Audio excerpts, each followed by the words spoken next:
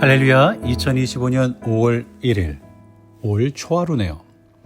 새로운 하루, 올해 첫날, 새로운 달을 시작하는 우리 모두에게 하나님의 은혜가 더 가득하기를 주님으로 간절히 축원합니다. 오늘 성도를 찾아가는 말씀 출애굽기 15장입니다. 출애굽기 15장, 쓴물을 단물로 바꾸시는 하나님. 우리 인생에도 하나님께서 역사하시는 그 일하심을 볼 수 있고 느끼며 경험하는 우리 모두가 되기를 간절히 축원합니다. 여러분 혹시 생존을 주제로 한 리얼리티 TV 프로그램을 본 적이 있으신가요?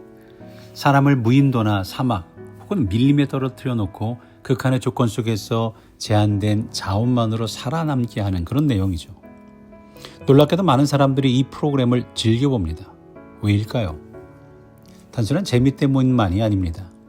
우리도 알게 모르게 이 인생이 마치 광야 같은 생존의 여정이라는 사실을 느끼고 있기 때문이죠. 우리라면 어떻게 살아갈까? 야, 이거 좀 배워놓으면 나중에 이런 때 이렇게 써먹을 수 있지 않을까? 우리는 날마다 생존의 싸움을 합니다.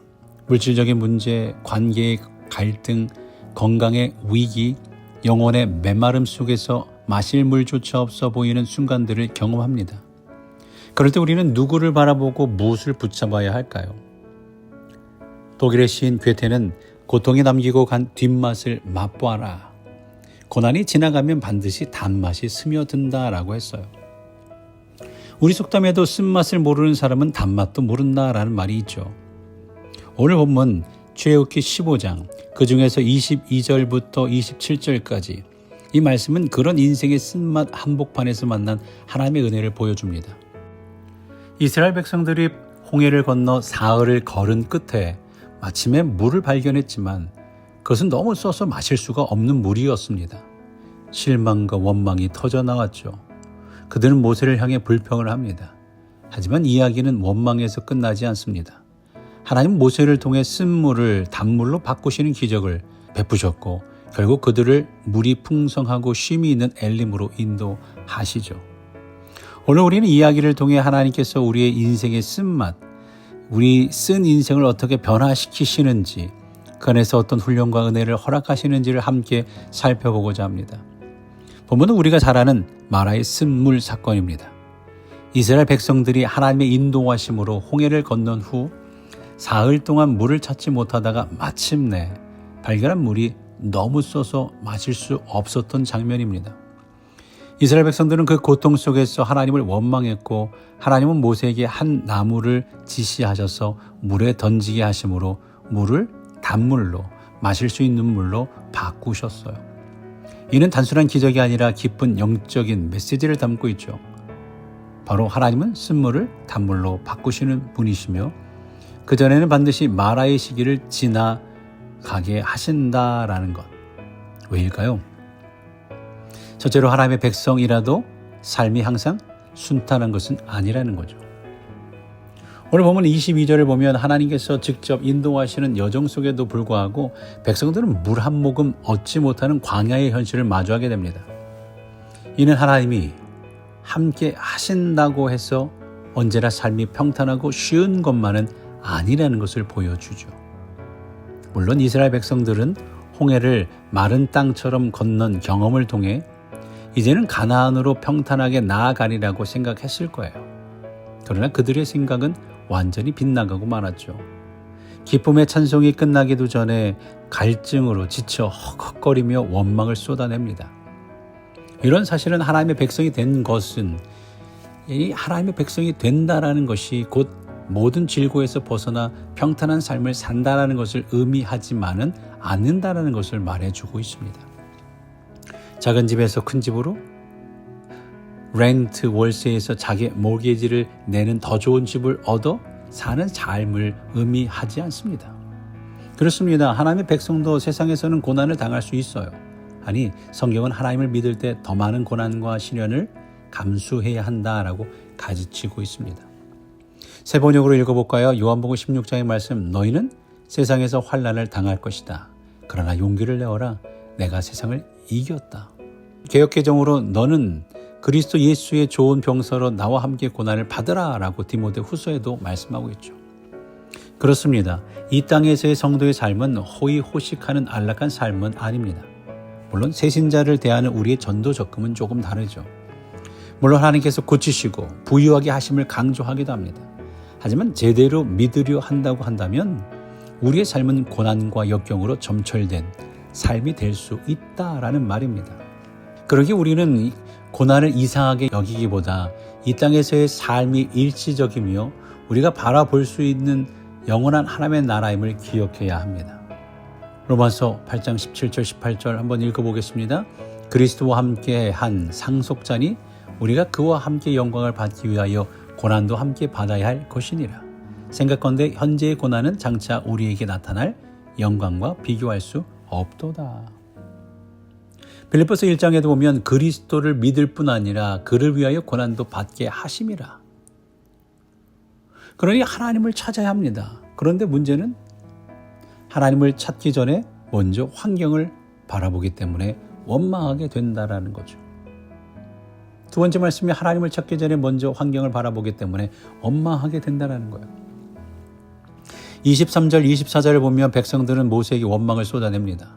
사흘을 물 없이 걸었고 겨우 만난 물은 써서 마실 수가 없었기 때문입니다. 인간적으로 보면 이들의 절망은 충분히 이해할 수 있어요. 목마름은 생존의 문제였고 그만큼 절박했다라는 거죠.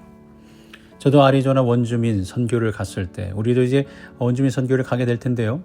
제가 원주민 선교를 갔을 때 광야를 몇 시간 운전한 적이 있어요. 먼지와 더위, 끝없는 풍경 속에서 이스라엘 백성들이 왜 그렇게 불평했는지 이해가 가더라는 거죠. 이런 상황에서 가장 필수적인 것이 물인데 가지고 있던 물은 다 떨어지고 먹을 물을 찾을 희망도 보이지 않으니 얼마나 낙심과 원망이 일어났을까요? 하지만 신앙적으로는 그들의 원망을 무조건 이해할 수는 없습니다. 그들은 이미 하나님의 능력을 체험했습니다. 애굽에서 10가지 재앙, 홍해의 기적, 바로 얼마 전 경험한 하나님의 구원은 생생했을 거예요. 그럼에도 불구하고 그들은 마라에서 환경을 먼저 바라보고 절망했어요. 하나님을 기억하지 못하고 기도하지 않았어요.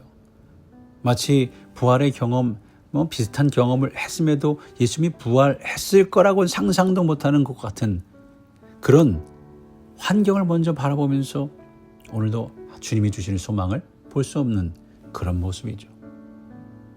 즉 환경을 먼저 보면 원망이 나오고 하나님을 먼저 바라보면 감사와 기도가 나옵니다.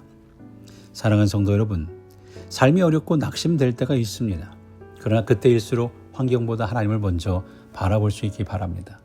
절망보다 주님의 약속을 먼저 붙드시기 바랍니다. 그 믿음이 결코 생명을 살리고 쓴물을 단물로 바꾸는 열쇠가 될 줄로 믿습니다. 그러므로 우리는 자신의 능력이 아니라 하나님의 능력을 의지하고 더 기도해야 합니다. 오늘 본문 25절에 보면 모세가 여호와께 부르짖었더니 하나님이 해결해 주셨어요. 기도가 모든 문제 해결의 열쇠였던 거죠. 너희가 내 안에 머물러 있고 내 말이 너희 안에 머물러 있으면 너희가 무엇을 구하든지 다 그대로 이루어질 것이다. 피할 길은 하나님께 있습니다. 하나님께 구할 때 우리에게 피할 길을 주시는 줄로 믿습니다. 사람이 감당할 시험 밖에는 너희에게 당한 것이 없나니 오직 하나님은 미쁘사 너희가 감당치 못할 시험 당함을 허락지 아니하시고 시험 당할 즈음에 또한 피할 길을 내가 너희로 능히 감당하게 하시느니라. 하나님은 나뭇가지를 쓴 물에 담그라 하시죠. 그랬더니 마실 수 없는 쓴물을 단물로 바꾸셨어요. 그리스도의 십자가는 우리 인생의 쓴물을 바꾸는 은혜의 나무입니다. 그러나 우리는 십자가에서만 머무르지 않습니다. 예수님은 죽음을 이기고 부활하셨고 우리에게 새 생명, 새 삶, 새 소망을 주셨습니다. 십자가를 통한 쓴 인생이 단 인생으로 변화된 우리는 부활의 주님을 따라 주님의 평안을 전하며 샬롬, peace be with you, 에이레네, 그 부활의 참 기쁨을, 참 맛을 전하는 우리 모두가 되길 간절히 축원합니다. 시편 34편 8절에 너희는 여호와의 선하심을 맛보아 알지어다. 그에게 피하는 자는 복이 있도다. 오늘도 기도하며 십자가와 부활의 놀라운 은혜 가운데 주님만을 의지하며 바라보며 주님의 평안 안에 거하는 저와 여러분, 복 있는 분들이 되시기를 주의 이름으로 간절히 축원합니다. 기도하겠습니다. 하나님 아버지, 우리도 광야의 길을 걷고 있을지 모릅니다. 그럴 때가 있습니다. 그것이 인생입니다. 마라와 같은 고통과 갈증, 원망이 우리 안에 고개 들 때 있습니다. 그러나 환경을 먼저 보지 않고 하나님을 먼저 찾을 수 있는 믿음을 우리에게 허락하여 주옵소서. 쓴물 앞에서 기도하게 하시고 주의 방법을 따라 순종함으로 우리의 삶 속에서도 단물의 기적을 경험하며 간증하며 살아가는 우리들 되게 하여 주옵소서.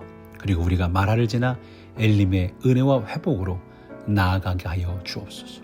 우리 교회가 그런 교회가 되어서 50전을 기념하며 준비하며 기도할 때에 하나님의 빛을 바라는, 하나님의 능력을 바라는, 부활의 기쁨의 소식을 증거하는 우리 교회 되게 하여 주옵소서. 감사하며 부활하신 예수 그리스도의 이름으로 기도하옵나이다. 아멘.